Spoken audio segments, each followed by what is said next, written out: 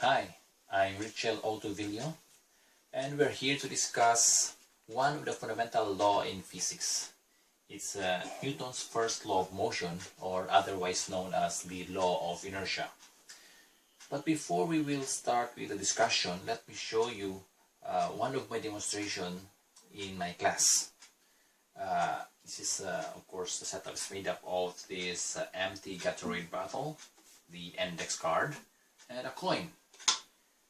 Now the question is,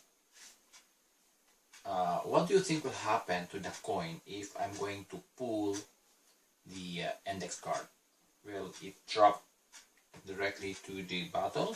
Will it move forward or backward or somewhere else? Let's see. See? The coin fell inside the bottle. Why? This demonstration is actually the confirmation already of the law, Newton's first law of motion, law of inertia, which states that when the net force acting on an object is zero, the object will remain at rest or move with constant velocity. The reason I use this smooth cardboard is to minimize friction between the coin and the cardboard.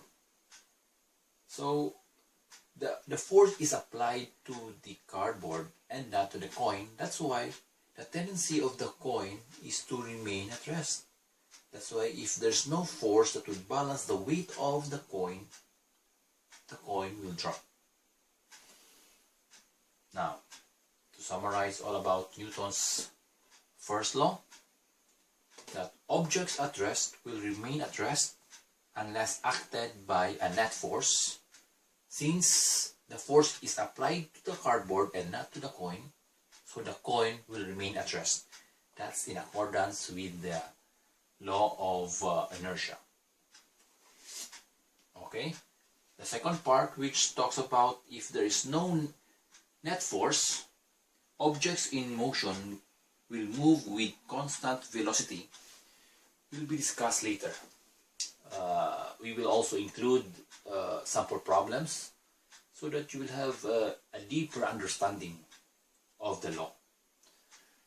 So see you till next meeting. Good day.